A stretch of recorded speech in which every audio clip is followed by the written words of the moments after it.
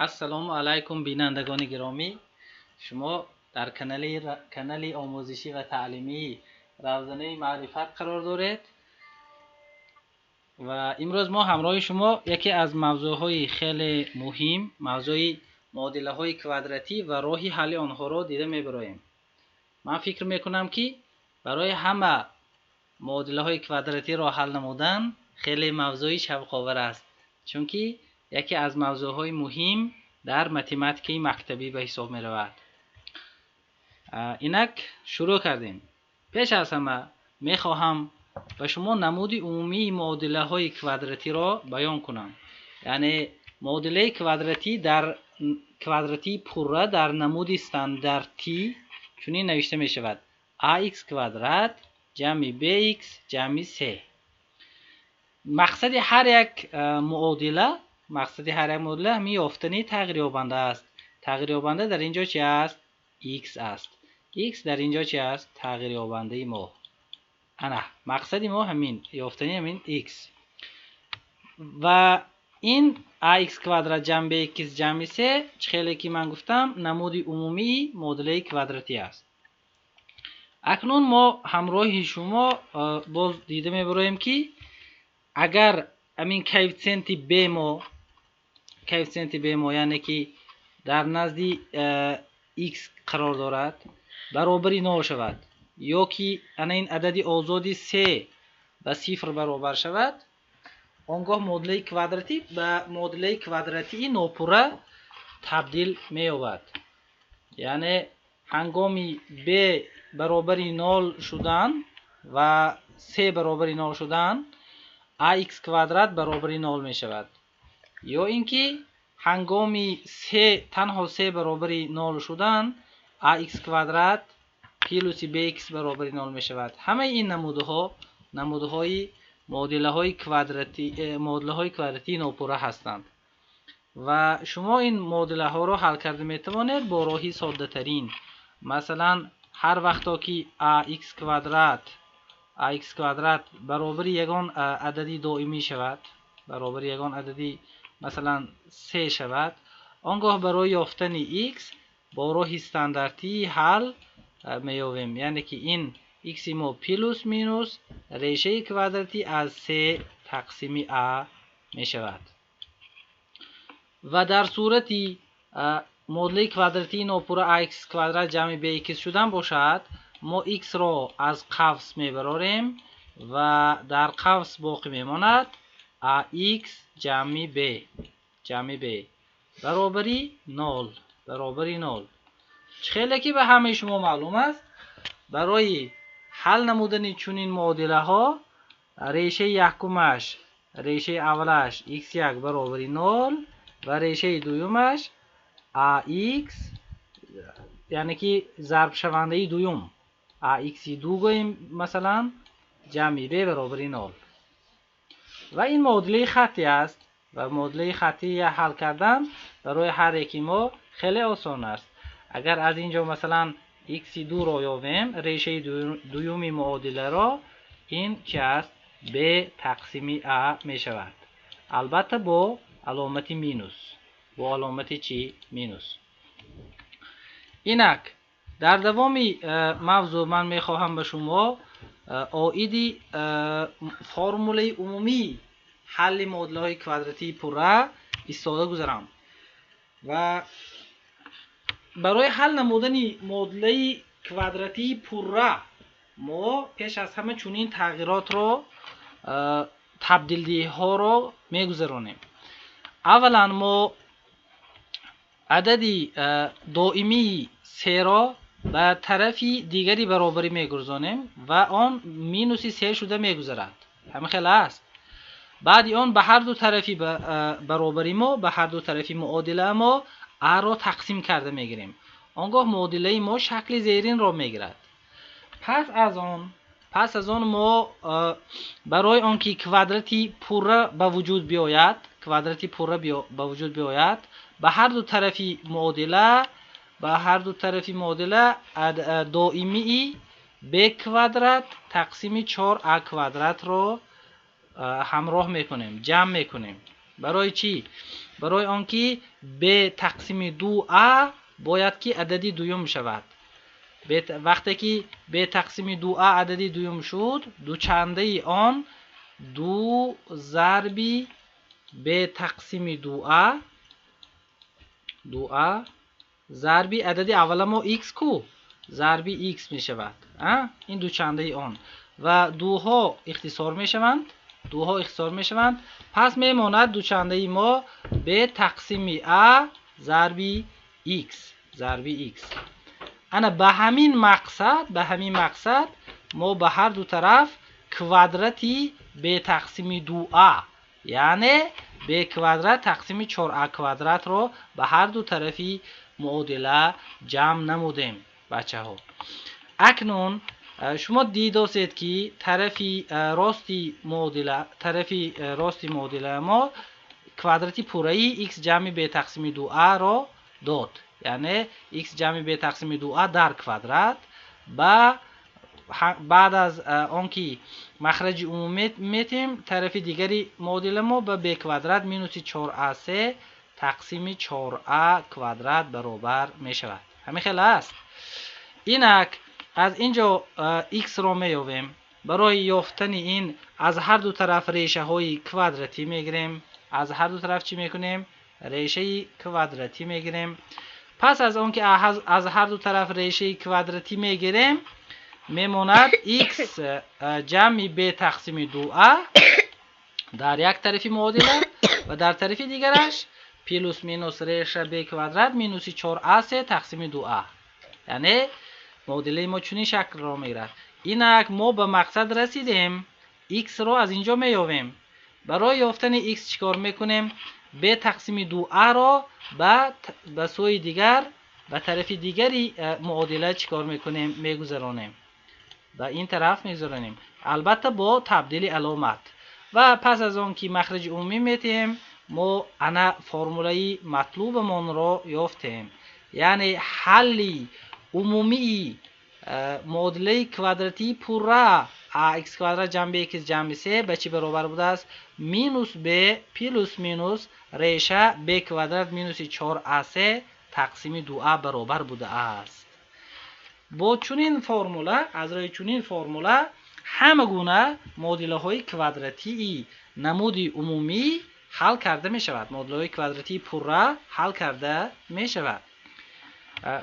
اگر در یاد داشته باشه b کوادرات مینوس 4ac را ما با حرف d یعنی دیسکریمینانت اشاره کرده بودیم. b کوادرات مینوس 4ac را ما چی میگفتیم؟ دیسکریمینانت. پس اگر به جای b کوادرات مینوس 4ac تنها حرف d مانیم، دیسکریمینانت، معادله ما شکلی زیرین را میگیرد. یعنی معادله ما دو حل داشته میتواند، یک و دو، یعنی که x1 و x2 یعنی دو حل داشته میتواند. به مینوس b پلوس مینوس ریشه کوادرات پلوس مینوس ریشه کوادراتی از دیسکریمینانت تقسیم 2a. معادله ما چنین حل معادله ما چنین شکل میگیرد. خیلی آسان و خیلی ساده، مگر همینطور نیست؟ اکنون رفتیم به قسم دیگری درس امروزه ما. این درباره آنکه چگونه از روی فرموله ما همینطور اثبات نمودگی ما حل کنیم. پیش از همه سراسیمه نمیشویم، همه گونه معادله را به نمود کوادراتی استانداردی می نویسیم. نمود استانداردی معادله چخیلی که من گفتم ax کوادرات جمع bx جمع c. باری دیگر تکرار شود هم میگوییم که در اینجا a b و عددی آزادی c a b c اینها کوفیشنت ها هستند. یعنی همیشه با a کوفیشنت را ما افاده میکنیم که در پیش x کوادرات ایستاده است. همیشه با b ما عدد را افاده میکنیم، کوفیشنت را افاده میکنیم که در نزد x ایستاده است. همه وقت با 3 با معنی 3 ما عددی آزاد رو چیکار میکنیم؟ ifade مینماییم. انا همین طور. اکنون یعنی که اگر در دیگر شکل هم داده شده باشد معادله، مثلا داده شده است 5 فرض کردیم مینوسی 4x پلوسی x کوادرات برابری 0 پلوسی x کوادرات برابری 0. شما می توانید یک باره در همین حالت معادله را حل کنید، لیکن بهتر می شود حتما سراسیمه نشده آن را به نمود استانداردی نویسید. نمود استانداردیش چگونه است؟ یعنی که اول باید که تغییر یابنده در نشان دهنده اش 2 تغییر یابنده درجهش کوادراتی نوشته شود که در مثال ما چی است؟ x کوادرات است. همین طور نیست؟ در مثال ما چی است؟ x کوادرات است. یعنی که اول x کوادرات را می نویسیم، بعد آن تغییر یابنده را می نویسیم که آن نشان دهنده چند است؟ 1 است. یعنی که x دار را می نویسیم مینوسی 4x، بعد از آن و در همه آخر عددی آزاد را می نویسیم پلوسی 5 برابر 0. انا ما چیکار کردیم؟ معادله را به نمود استانداردی نوشتیم. این از همه چیزی اساسی است بچه ها. بعد این قدم دوم، در قدم دوم ما چی کار میکنیم؟ در قدم دوم ما کوفیسینت ها را معین میکنیم. A به چی برابر است، B به چی برابر است و C به چی برابر است. و بعد اون قدم سوم با فرمولایی که در بالا حل نموده بودیم آن را میگذاریم، قیمت های A, B و C را و حل میکنیم و بعد جواب یافته ما را در قدم چهارم با اصل معادله گذاشته آن را میسنجیم که کنی درست است یا خطا.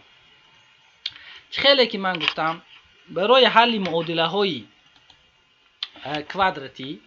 کوادراتی نمودی پوره کوادراتی دیسکریمینانت استفاده برده می شود. دیسکریمینانت و دیسکریمینانت فرمولش چنین است. از روی آنکه دیسکریمینانت چگونه قیمت میگیرد حل معادله ما وابسته است بچه ها. اگر دیسکریمینانت ما عددی مثبت باشد، عددی باشد که کلان از 0، معادله ما دو حل حقیقی دارد. اگر دیسکریمینانت ما به 0 برابر شود معادله ما یگان کوادراتی پوره را میدهد. یعنی این معنای آن را دارد که معادله ما تنها یک حل دارد، یک حل. هر دو حل آن هم همان یک عدد هستند. و در حالتی دیسکریمینانت ما عددی منفی شدن، یعنی خرد از 0 شدن، معادله ما حل حقیقی ندارد، بلکه آن دو حلی چی دارد؟ دو حلی یعنی کمپلکسی یا خیالی دارد. انا همین طور قیمت دیسکریمینانت به ما خیلی مضمونی زیاده را ifade میکند. یکم، دیسکریمینانت وقتی که عددی مثبت است دو حل حقیقی دارد. دیسکریمینانت وقتی که به 0 برابر می شود آن فقط یک حل دارد. وقتی که دیسکریمینانت عددی منفی است معادله ما دو حلی حقیقی دارد. اینک در آخری درس امروزه ما یک نمونه را همراه شما دیده میبریم. معادله داده شده است 3x کوادرات طرح 28x جمع 9 برابر 0. پیش از همه معادله در نمود استانداردی خودش نوشته شده است، بنابراین به ما قدم یکم لازم نیست. قدم یکم اجرا شده است. قدم دوم چی بود؟ معین کردن کوفیسینت ها. در جای a عددی 3 ایستاده است. در جای a عددی چی ایستاده است؟ عددی 3. a برابر چند است؟ 3. و در جای b باشد عددی مینوس 28. بینندگان گرامی، اکثرا بچه ها خطا میکنن در آنکه مثلا میگن که عددی b ما به 28 برابر است. نه، عددی b به مینوس 28 برابر است. چرا؟ برای آنکه معادله 3x کوادرات جمع چونانه که در نمونه استانداردی جمع بود کو، بنابراین باید که اینجا جمع شود. جمع مینوس 28 ضرب x بعد از آن باز پلوس چند 9 برابری 0 برابری 0. ها دیدید معلوم شد که b ما به 28 برابر نه، b ما به مینوس 28 برابر بوده است. به همین چیز اهمیت دهید. این خیلی از این حل آینده معادلتون وابستگی سخت دارد و شما خطا میکنید. حتما درست معین کردن کوفیسینت ها این یکی از قسم های اساسی حل معادله های کوادراتی است. انا اینک قدم سیوم چی بود؟ قدم سیومی ما یعنی که دیسکریمینانت رو معین کردم. برای معین کردن دیسکریمینانت قیمت های A, B و C را با فرمولای دیسکریمینانت که همراه شما ما اثبات نمودیم میگذاریم و میبینیم که 676 به برابر بوده است و آن کوادراتی پوره‌ای را میدهد که آن 26 کوادرات به برابر بوده است. همین طور انا اکنون بعد این به فرمولایی که همراه شما برآوردیم حل معادله ها میگذاریم، این به 28 پلوس مینوس 26 تقسیم 6 برابر می شود. اینک x یکم ما حل یکمی معادله اما به 1 و حل دومی معادله ما به 9 برابر بوده است. جواب ها را می نویسیم بار دیگر. جواب ها ما 1 و 9 بوده است. وقتی که جواب ها را به معادله گذاشته ما سنجش میگذرانیم میبینیم که جواب های ما درست است. با همین موضوع امروزی ما به آخر رسید. با ما بمانید. ما انشاءالله وای درس در موضوع فونکسیه های کوادراتی استفاده میگذاریم و باز بسیار چیزهای شوق آور را به شما بیان خواهیم نمود. تا بازدید، خدا حافظ.